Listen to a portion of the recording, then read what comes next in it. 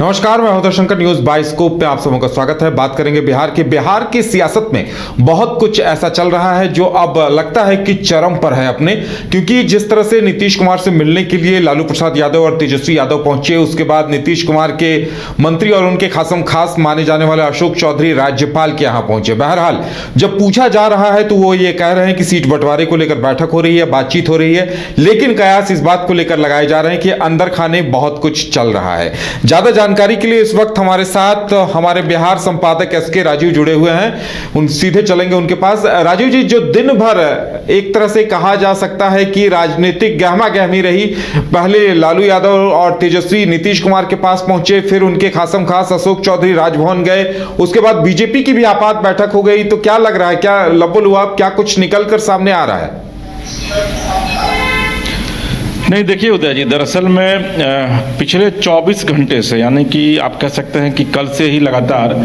बिहार की राजनीति में एक बातें जो है वो लगातार तैर रही थी और एक फिजा बनाने की कोशिश जो है वो की जा रही थी कि बिहार में अब लगभग जो है वो गठबंधन टूट चुका है और जो इंडी गठबंधन के जो नेता हैं नीतीश कुमार, वो अब कहीं ना कहीं से आरजेडी का साथ छोड़ करके वो फिर बीजेपी के साथ जो है वो जा रहे हैं। लेकिन अचानक जो महत्वपूर्ण बात है कि वो अचानक ऐसा हुआ कि ये बातें तुल पकड़ी उस समय जब अमित शाह जो है उनका एक इंटरव्यू एक दैनिक अखबार ने छापा था और यह कहा था उसमें अमित शाह ने कि भाई हमारे लिए जो है वो नीतीश जी के दरवाजे कभी बंद नहीं हुए और वो अगर आते हैं तो उनका स्वागत है। जाहिर है अगर अमित शाह जैसे जो कि देश के गृह मंत्री हैं, बीजेपी में नंबर 2 की हैसियत रखते हैं, वो उनकी तरफ से अगर इस तरीके का बयान आता है तो जाहिर है कि निश्चित तौर पर कुछ ना कुछ बातें हुई होंगी। और अचानक एक खबर फिर आती है कल देर रात कि बिहार में जदयू के तमाम विधायकों को, तमाम मंत्रियों को पटना में अगले 72 घंटे तक रहने का निर्देश दिया गया है। जाहिर उसके बाद सियासत और ज़्यादा तेज हो गई इस पूरे मुद्दे को लेकर के, और हम लोग भी आपको बताया कि कल ही हम लोग रात से लगातार इस खबर पर बने हुए हैं। आज सुबह से भी हम लोगों ने इस खबर को लगातार उठाया है, लीड लिया है। और आज सुबह में सीएम हाउस अचानक जो है वो लगभग 11 बजे की ये खबर है कि अचानक से लालू यादव और तेजस्वी यादव पहुंचते हैं और उसके बाद 1 घंटे तक वो लोग सीएम हाउस में रहते हैं। जब वहां से वो बाहर निकलते हैं तो फिर तेजस्वी यादव रुकते हैं बात करने के लिए और वो ये कहते हैं कि भाई खेल जो एक नया डिपार्टमेंट बनाया गया है, युवा खेल विभाग, उससे संदर्भित बातें जो है वो सीएम से वो करने के लिए गए हुए थे। हालांकि जब उनसे यह सवाल पूछा गया कि भाई इतनी जो बातें चल रही है तो उन्होंने कहा कि भाई ये सब जो है वो मीडिया की उपज है और आप लोग क्यों इतना परेशान हो रहे हैं। उन्होंने मीडिया से सवाल पूछा, जो कुछ भी हो रहा है सब कुछ ठीक ठाक चल रहा है, ये आप लोगों की अपनी उपज है। लेकिन देखिए उदय जी, मीडिया की अपनी कोई उपज नहीं होती। जब तक कहीं कोई बातें नहीं आती है सामने तब तक मीडिया किसी भी खबरों को बहुत ज़्यादा तवज्जो नहीं देता है। और यही वजह है कि जो लगातार खबरें आ रही हैं उसके मुताबिक नीतीश कुमार जो है वो आने वाले दिनों में एनडीए के साथ जा सकते हैं। और इसके पीछे की कई कारण है। इसके पीछे आप देखेंगे कि किस इंडिया गठबंधन बनाने में नीतीश कुमार की कितनी बड़ी भूमिका रही है, उसके बाद फिर नीतीश कुमार का क्या हासिल हो रहा है गठबंधन में, इसी वजह से उनकी एक नाराजगी है। लेकिन इसके बाद फिर एक कदम आगे जा करके, जब चूंकि मैं खुद भी वहाँ मौजूद था सीएम हाउस में, तो अशोक चौधरी को मैंने खुद देखा कि वो राजभवन से बाहर निकल रहे थे। हालांकि वो रुके नहीं, उन्होंने कोई मीडिया से बातचीत नहीं की। उसके बाद फिर प्रेम कुमार जो कि बीजेपी के सीनियर लीडर हैं, उनसे हमारी बातचीत हुई। उन्होंने निश्चित तौर पर कहा कि अगर अमित शाह का ये बयान आया है और अगर नीतीश जी आते हैं तो बीजेपी उनका स्वागत करेगी। उसके बाद फिर नवल किशोर यादव है, वो भी राजभवन से निकलते हैं, वो भी कहते हैं कि राजनीतिक संभावनाओं का खेल है और कुछ भी हो सकता है। उसके बाद बीजेपी कोर कमेटी की एक बैठक होती है जिसमें कि तमाम विधायकों को बुलाया जाता है नेता प्रतिपक्ष के आवास पर 11:30 बजे करीब। हालांकि उस बैठक के भीतर मीडिया की एंट्री नहीं थी, लेकिन जब नेता बाहर निकलते तो वो कहते हैं कि रामलला जो उनकी जो स्थापना हो रही है 22 तारीख को, उस मुद्दे को लेकर के ये बैठक बुलाई गई थी। लेकिन कुछ ना कुछ चल रहा है बिहार की राजनीति में, कुछ ना कुछ चल रहा है। और अविनाश जो हमारे सहयोगी हैं वो पूरे दिन आज जदयू कार्यालय में वो मौजूद थे, तो हम अविनाश से भी समझने की कोशिश करेंगे कि वाकई में जदयू कार्यालय में उन्होंने क्या कुछ देखा। अविनाश, आप सुबह से राबड़ी आवास पर भी मौजूद थे, फिर उसके बाद आप जेडीयू को भी आपने जाकर के कवर किया है। बतौर जर्नलिस्ट आपने क्या ऑब्जर्व किया कि जो तेजस्वी का जो बॉडी लैंग्वेज था जब वो बयान दे रहे थे उस समय, लालू प्रसाद यादव मुस्कुराते हुए निकलते हैं, घंटे बाद फिर जेडीयू ऑफिस में जाकर के आप नेताओं से बात करते हैं, तो नेताओं की जो जुबान है वो और उनका जो बॉडी लैंग्वेज है उसमें कितना फर्क आप महसूस कर रहे हैं? बिल्कुल, देखिए फर्क बिल्कुल ये समझ में आ रहा है कि जिस तरीके से बीते कई दिनों से नीतीश कुमार को लेकर चर्चा हो रही थी कि क्या बड़ा उलटफेर होगा, और आज इस तरीके से सीएम के पास वो राजद सुप्रीमो लालू यादव खुद पहुंचे, उनके बेटे जो बिहार के उप मुख्यमंत्री हैं वो भी थे, और 1 घंटे तक बात हुई है। और इस जो लगातार कयास लगाए जा रहे थे कि कुछ बड़ा खेला होगा खरमास के बाद, खरमास के 2-3 दिन बीत गए हैं। इन तमाम चीज़ों को लेकर जो फिर से, और जिस तरीके से देश के गृह मंत्री ने जो बयान दिया एक अखबार में, उसके बाद ये चर्चा हो रही थी। और जैसे ही जब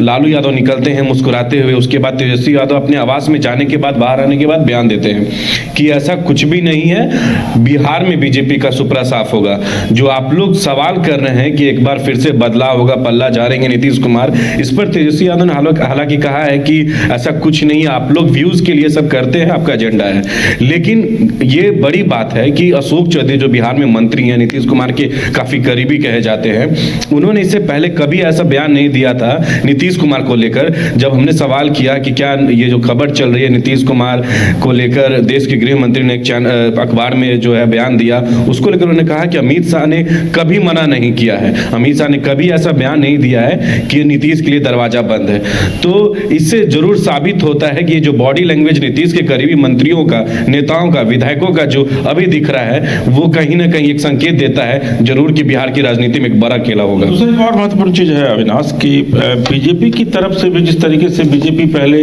नीतीश पर हमलावर हुआ करती थी, आप देखे होंगे कि अब बीजेपी भी उतनी हमलावर नहीं है। और रही बात नीतीश कुमार की, तो पिछले मुझे लग रहा है कि इस साल यानी कि 2024 में उनका कोई भी ऐसा बयान नहीं आया है जो कि नरेंद्र मोदी या फिर बीजेपी के खिलाफ हो। जी बिल्कुल बिल्कुल, जब से ये नया साल आया, ये 2024 में, एक भी ऐसा कोई बयान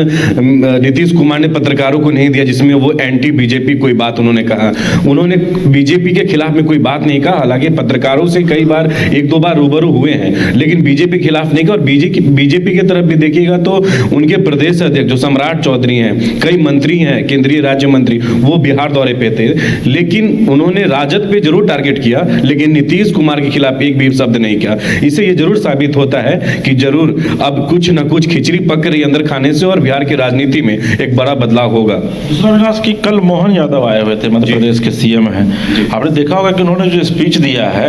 उस स्पीच में उन्होंने नीतीश कुमार का जिक्र नहीं किया, बल्कि उन्होंने यह कहा है बिहार के लोगों से कि भाई आप लोग आइए, तो बिहार को आगे बढ़ाने में अगर मध्य प्रदेश की कोई भूमिका होगी तो मैं उसमें बतौर मुख्यमंत्री मदद करूंगा। तो आपको लगता है कि कहीं ना कहीं से एक सॉफ्टनेस जो है, जो पहले कि ये लोग हार्ड टारगेट पूरा लिए हुए थे नीतीश कुमार को,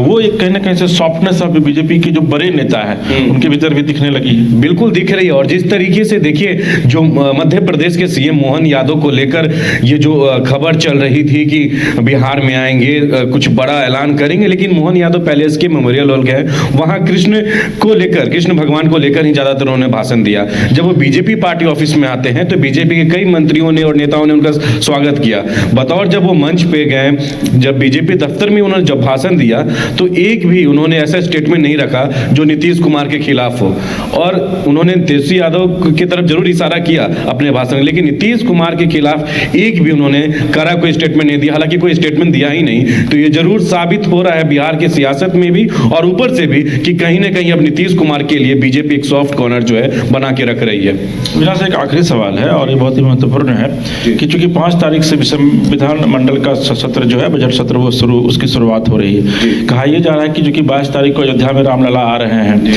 उसके बीच जो है वो बिहार में कुछ एक बड़ा सियासी बदलाव जो है वो हो सकता है, जो हमारे सोर्सेज जो बता रहे हैं, जो हम लोग अमूमन फील्ड में जब निकलते हैं तो जो बातचीत होती है नेताओं से, तो आपको लगता है कि इस बात में दम है? या तो 22 तारीख के बाद, चूंकि 24 को फिर कर्पूरी जी की जयंती है, स्वामी जयंती है उनकी, उसके बाद फिर 5 तारीख से विधानमंडल का भी सत्र है, बजट सत्र, तो क्या आपको लगता है कि इस बीच में कोई खेला हो सकता है? बिल्कुल, ये अब इस पे पूरी पुष्टि नहीं की जा सकती, लेकिन जिस तरीके से ये जो बिहार में हलचल है उससे लगता है, क्योंकि आपने भी देखा होगा जिस तरीके से आज पूरे दिन जिस तरीके से खबरों की हलचल चली, और ये जो 22 तारीख को राम लला का प्राण प्रतिष्ठा समारोह होना है, इसमें काफी संख्या में लोग वहां रहेंगे। उसके ठीक 1-2 दिन बाद नीतीश कुमार का जननायक कर्पूरी ठाकुर के उनके पार्टी का एक बड़ा कार्यक्रम है। उस कार्यक्रम खत्म होने के बाद जरूर बिहार में लगता है कि बड़ा बदलाव, क्योंकि आपने देखा होगा कि आज एक ये भी सोर्सेज से खबर चली कि पूरे विधान पार्षद और विधायकों को जेडीयू के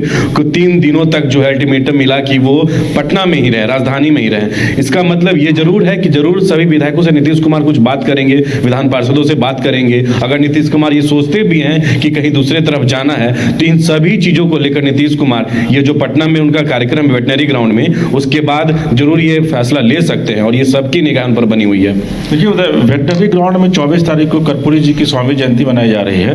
और उसमें एक बड़ा फैसला, चूंकि वहाँ ह्यूज क्राउड, भारी भीड़ जो है वो जमा करने की कवायद में जदयू लगी हुई, मुझे लगता है कि उसके बाद कुछ बड़ा फैसला नीतीश कुमार हो सकता है कि लें। बिल्कुल, ऐसे में उनकी राजनीतिक मजबूरी होगी कि जो कुछ भी होना है, चूंकि 27 तारीख को पीएम आ रहे हैं बेतिया चंपारण, उनका कार्यक्रम तय बताया जा रहा है, तो ऐसे में लगता है उनकी रैली से पहले तस्वीर पूरी तरह से स्पष्ट हो जाएगी कि बिहार में सियासी उलटफेर क्या होने वाला है। राजीव जी, देखिए उधर निश्चित तौर पर चूंकि नरेंद्र मोदी जी की जो रैली थी वो 13 तारीख को होने वाली थी बेतिया में, लेकिन उसको टाल दिया गया। और ये दूसरी बात ये भी है कि आपको ये भी याद होगा कि 17 तारीख को नीतीश जी की भी रैली जो है वो झारखंड में होने वाली थी, उसको भी फिलहाल स्थगित कर दिया गया है। तो मुझे लगता है कि संभवतः कुछ न कुछ बातें हो रही है और जब ये बातें मैच्योर्ड अवस्था में होगी, जब परिपक्व अवस्था में पहुंचेगी ये बातें, तो उसके बाद ही कुछ फिर निर्णय लिया जाएगा। लेकिन इतना तय है कि कहीं ना कहीं से कुछ न कुछ बातें जरूर चल रही है, चूँकि कहा यह जाता है कि जब तक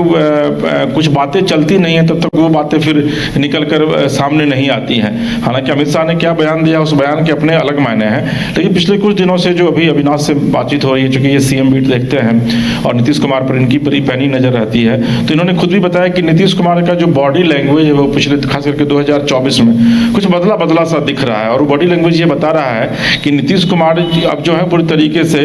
उस सहज स्थिति में नहीं है जिस सहज स्थिति में नीतीश कुमार अक्सर रहा करते हैं। उसके पीछे देखिए कई कारण भी बताया जा रहा है। ये बताया जा रहा है एक कारण कि मंत्री जो आरजेडी कोटे के मंत्री है उनका एक प्रेशर जो है वो अधिकारियों पर पड़ रहा है, जो नीतीश कुमार कभी भी टॉलरेट नहीं करते। आपको याद है कि नीतीश कुमार एक ऐसे सीएम के तौर पर जाने जाते थे जब उन्होंने ओथ लिया था 2005 में, कि जो कि पूरी तरीके से जो है वो कार्यपालिका को उन्होंने छूट दे रखा था और अधिकारियों को पूरी तरीके से नीतीश कुमार छूट भी दे रखे हैं काम करने के लिए। तो एक ये बिल्कुल राजीव जी, अधिकारियों की बात हो रही है तो के पाठक की फिर वापसी हो गई है। नहीं देखिए, मैं वही बता रहा था आपको, तो नीतीश कुमार एक ऐसे मुख्यमंत्री रहे हैं 18 साल में जो उनका टेन्योर रहा है, जिसमें वो अधिकारियों को खुलकर काम करने का मौका देते हैं। यही वजह है कि बिहार आज जो है वो विकास के रास्ते पर धीमी गति से ही लेकिन निश्चित तौर पर चल पड़ा है। और इसके पीछे सरकार के साथ साथ अधिकारियों की एक बड़ी भूमिका, क्योंकि अधिकारियों को अगर आप खुलकर काम नहीं करने देंगे तो फिर जो सरकार की जो योजनाएं होती है उसका एग्जीक्यूशन वो ठीक तरीके से नहीं कर पाते हैं। तो एक प्रेशर जो है वो नीतीश कुमार के ऊपर कहीं ना कहीं से पड़ रहा है। दूसरी तरफ अधिकारियों को यह लग रहा है कि भाई गलत तरीके से प्रेशर दिया जा रहा है। आप देखिए कि परसों की घटना है कि परसों देर रात जो है वो यहाँ के जो उपनगर आयुक्त है अरविंद कुमार सिंह, उनको बुरी तरीके से पीटा गया, उनकी स्थिति सीरियस है, उनको दिल्ली भेजा गया। और उसमें लालू यादव के बड़े भाई जो है, उनका बेटा है नगेंद्र है, उसके बेटे का नाम इसमें आ रहा है। और वो जब मैं पीट रहा था रात में तो वो कह रहा था कि पुलिस से जाकर के कह देना मैं लालू यादव का पोता हूँ। तो इस तरह की घटनाएं हो रही हैं जो कि नीतीश कुमार के लिए बड़ा असामान्य है। ये तमाम वजह है जिसकी वजह से नीतीश कुमार जो है पूरा कंफर्ट फील नहीं कर रहे हैं अब इस गठबंधन में। इसके अलावे जो इनको संयोजक नहीं बनाना, इसको प्रधानमंत्री का उम्मीदवार नीतीश कुमार को नहीं बनाना, जबकि पूरा गठबंधन का सेप इन्होंने ही तैयार किया है। तो ये तमाम तरह की बातें जो है वो बता रही हैं कि नीतीश कुमार जो है वो अब कंफर्ट पोजीशन में नहीं है। राजीव जी, एक और बात इस बार जो सामने आ रही है, अगर दौर जो है वो जारी है, एक कदम आगे बढ़कर देखा जाए तो कहा यह जा रहा है कि नीतीश कुमार के लिए चीजें उतनी आसान इस बार नहीं है, क्योंकि आरजेडी एक तो संख्या बल में ठीक ठाक है और उस पर से जो विधानसभा अध्यक्ष है वो भी आरजेडी के हैं। तो ऐसे में थोड़ी मुश्किलें पेश आ रही हैं। ये तमाम चीजें भी कही जा रही हैं और शायद बीजेपी विधायकों की बैठक भी इसलिए हुई है कि उन्हें यह कहा गया होगा कि आप बाहर ना जाएं कहीं। नहीं देखिए, मुझे लगता है कि जेडीयू को तोड़ना अब इतना आसान नहीं है, क्योंकि जिस समय ललन सिंह अध्यक्ष हुआ करते थे उस समय ये बात चर्चा में आई थी कि लगभग 12 विधायक जो हैं वो ललन सिंह के साथ जा रहे हैं और ये वजह है कि उनको राष्ट्रीय अध्यक्ष पद से हटाया भी गया था। ये आपको भी पता है, हम लोगों ने उस पर काफ़ी संवाद भी किया है उधर। लेकिन अब आज की तारीख में जेडीयू को तोड़ना मुझे लगता है कि आरजेडी के लिए उतना आसान नहीं होगा, क्योंकि अभी जो मोदी का जो क्रेज है पूरे राष्ट्रीय स्तर पर, आप देखिए कि रामलला की स्थापना की वजह से जो क्रेज है, उस क्रेज का लाभ जो है वो कहीं ना कहीं से जेडीयू भी लेना चाहती है। और ये चीज़ जो नीतीश कुमार को पता है कि अगर लोकसभा के साथ साथ विधानसभा का भी चुनाव कराया जाएगा तो उसमें निश्चित तौर पर बिहार में जो है वो बड़ी मेजोरिटी जो है वो नीतीश कुमार और बीजेपी को मिल सकती है। यही वजह है कि एक चर्चा ये भी है कि नीतीश कुमार की जो बात चल रही है उसमें ये कहा जा रहा है कि भाई बिहार विधानसभा असेंबली जो है उसको डिजॉल्व किया जाए। तो ये तमाम तरह की बातें हैं। तो इसलिए आज की तारीख में होता है, मुझे नहीं लगता है कि जेडीयू को तोड़ना आरजेडी के लिए इतना आसान होगा। और अगर आरजेडी तोड़ती है जेडीयू को तो फिर मुझे लगता है कि ऐसी स्थिति में नीतीश कुमार जो है, चूंकि केंद्र का का सपोर्ट रहेगा तो सीधे तौर पर बिहार में प्रेसिडेंट रूल लागू करवा देंगे। जो दल बदल की स्थिति जो विधानसभा के अंदर होती है उसको सीधे तौर पर हाईकोर्ट में चुनौती दी जाएगी और उसके बाद फिर बिहार में प्रेसिडेंट रूल की सिफारिश करेंगे। और आपको ये पता है कि राज्यपाल के पास पावर है कि वो प्रेसिडेंट रूल लागू कर दे। केंद्र में भी बीजेपी की सरकार है, वहां से राष्ट्रपति का हस्तक्षेप सीधे तौर पर हो जाएगा। तो मुझे नहीं लगता है कि आरजेडी ये गलती करेगी, क्योंकि इसके बाद फिर जनता के बीच अगर आरजेडी जाएगी तो निश्चित तौर पर कई सवालों से आरजेडी को जूझना पड़ सकता है। जी उदय जी। राजीव जी, हमारे साथ जुड़ने के लिए आपका और अविनाश का बहुत बहुत धन्यवाद। तो देखने वाली बात यह होगी कि बिहार की सियासत में आने वाले कुछ घंटों के अंदर या आने वाले 1-2 दिनों के अंदर क्या कुछ तब्दीली आती है।